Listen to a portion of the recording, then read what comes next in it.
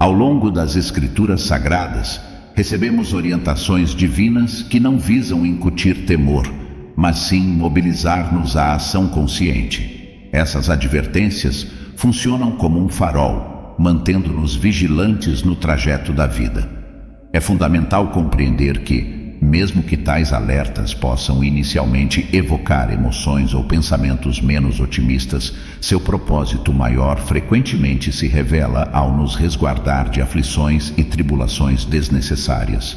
Uma advertência que devemos estar cientes pode ser encontrada em Isaías 5, versículo 20. A Bíblia diz: ai daqueles que chamam o mal de bem e o bem de mal, que trocam as trevas pela luz e a luz pelas trevas, que trocam o amargo pelo doce e o doce pelo amargo. A palavra ai expressa grande tristeza ou aflição.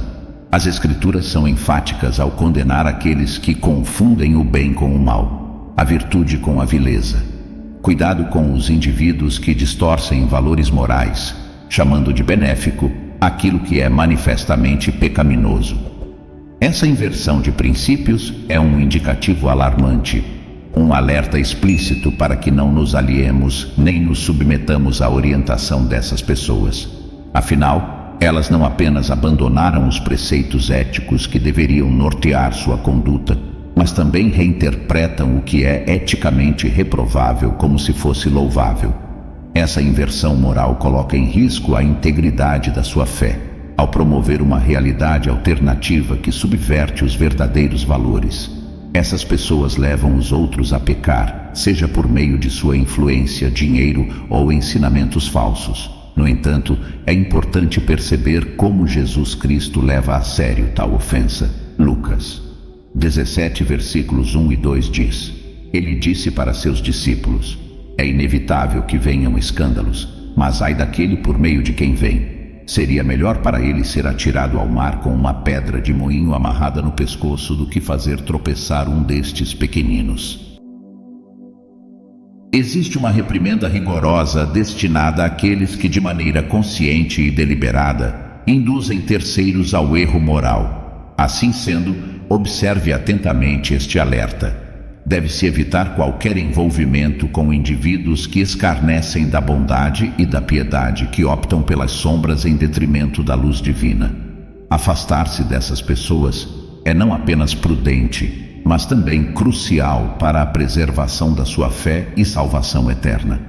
Em relação à segunda advertência, ao segundo marcador espiritual ao qual devemos prestar atenção, trata-se de uma questão infelizmente prevalente entre homens e mulheres: a falta de castidade sexual. A imoralidade sexual abrange tudo, desde adultério, fornicação e pornografia. A razão pela qual isso é um sinal vermelho tão sério é porque, se você descobrir que esse problema existe em sua vida, a Bíblia diz em 1 Coríntios 6, versículo 18: fujam da imoralidade sexual.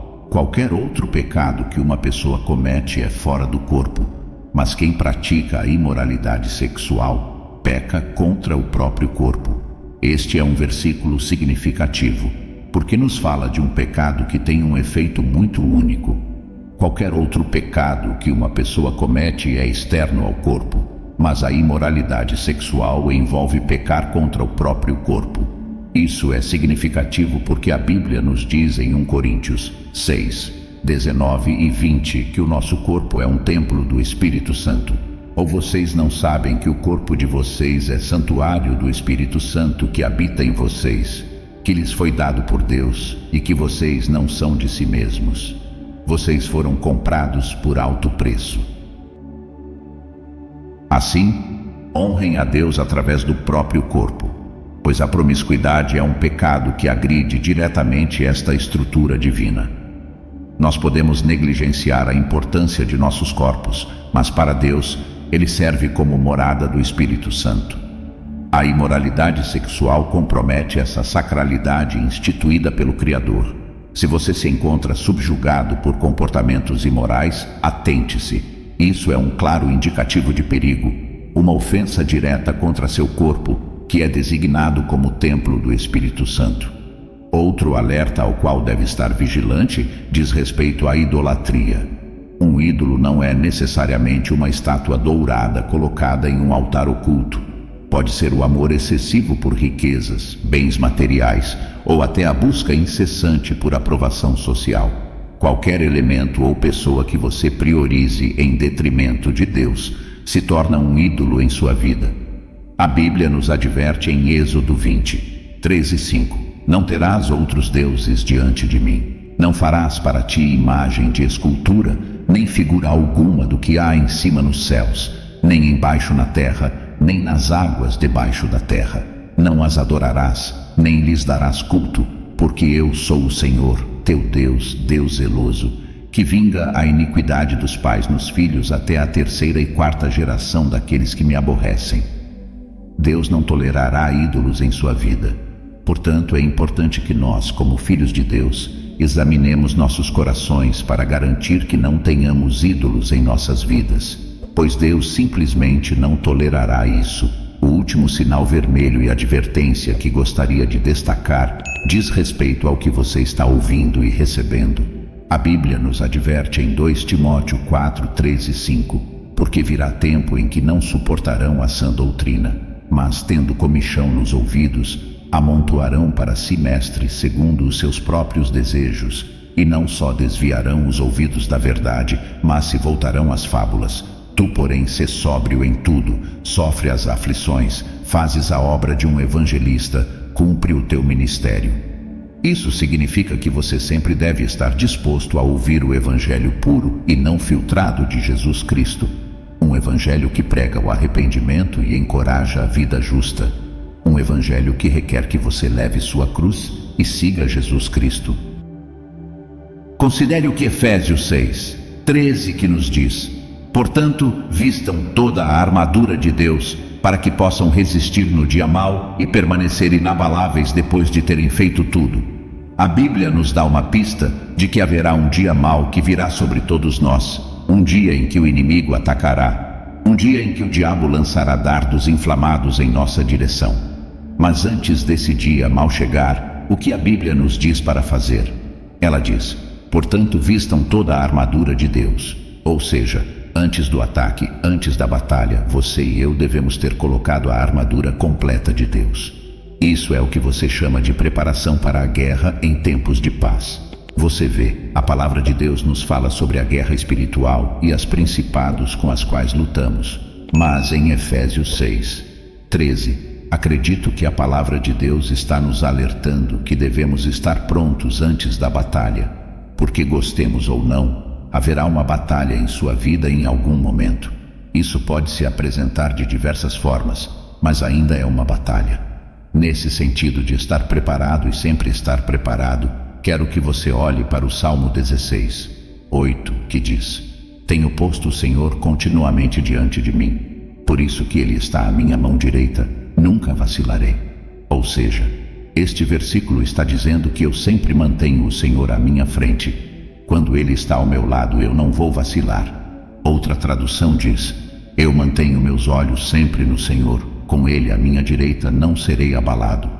A mensagem-chave é que se Deus está sempre diante de você, se Deus está sempre à sua frente, se você sempre mantém seus olhos no Senhor, então você está sempre preparado para a batalha.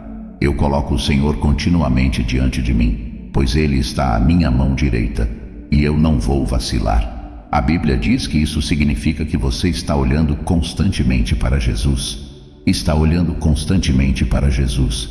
E isso significa que, se tudo estiver bem com você, seus olhos estão em Jesus.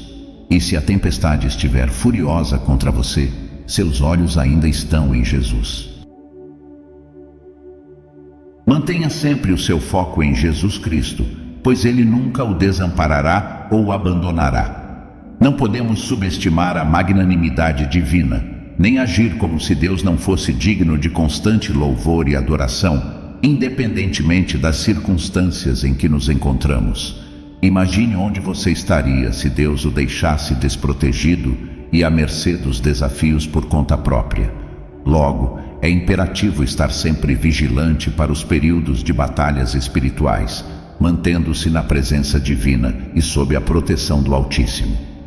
Todos enfrentamos desafios monumentais e obstáculos que ameaçam nossa fé e liberdade espiritual. Para sermos crentes robustos, é essencial buscar a força divina para derrubar as barreiras que buscam nos confinar. Um teólogo observou que uma fortaleza é, em essência, um sistema de crenças, valores ou pensamentos que obstruem nosso crescimento espiritual. É notável como a mente é central nessa concepção, e creio que é por isso que somos instados a renovar nossas mentes constantemente. Creio que quase todas as fortalezas enfrentadas pelas pessoas têm origem nas suas mentes, chegando a contaminá-las em certa medida. Sejam elas o orgulho, a ira, o vício em álcool, a desonestidade ou a imoralidade sexual. Todos esses obstáculos têm a mente como um campo fértil para seu desenvolvimento. No caso do orgulho, por exemplo, a mente alimenta uma autopercepção elevada além do razoável. A ira, por sua vez, frequentemente se acumula e toma forma na mente antes de se manifestar. A imoralidade sexual tem suas raízes no desejo, que é acionado inicialmente onde? Exatamente na mente. Portanto, as fortalezas estão intrinsecamente ligadas à sua capacidade mental. E muitas vezes, se o adversário espiritual consegue semear algo em sua mente, ele sabe que a partir daí pode construir uma fortaleza.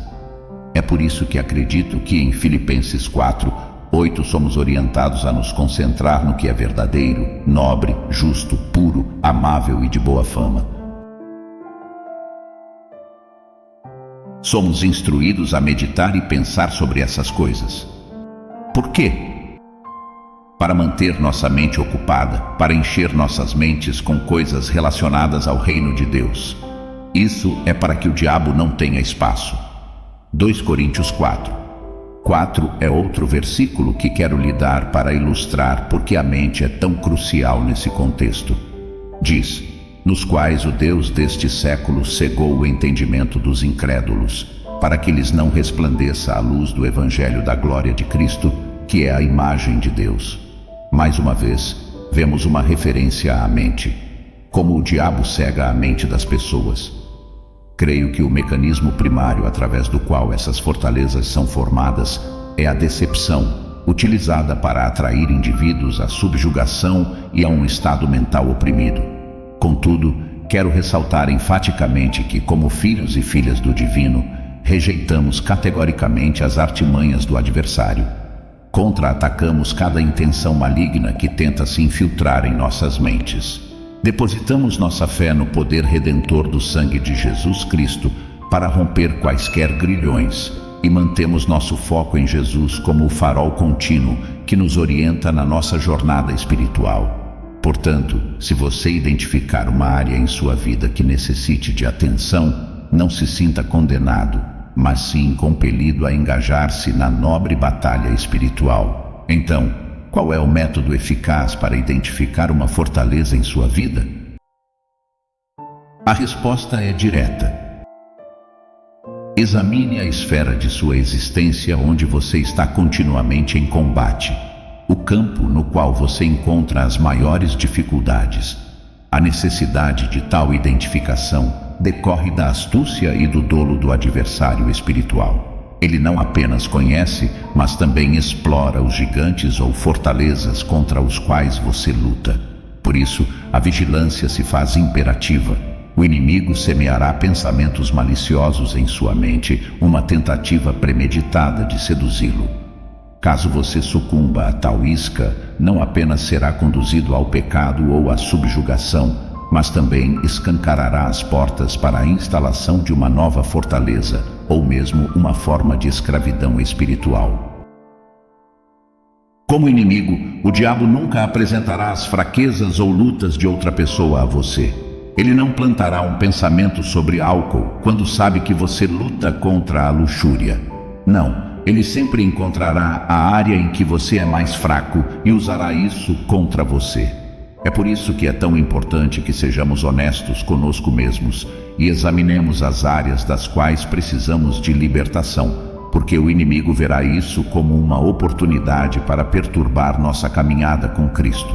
Este ponto é apoiado por 2 Coríntios 2:11, onde a Bíblia diz: para que não sejamos vencidos por Satanás, pois não ignoramos as suas maquinações. O diabo é astuto e tem planos maus. Assim, torna-se indispensável que sejamos diligentes, vigilantes e constantemente alertas para evitar qualquer fissura em nossa barreira mental. Deus abençoe.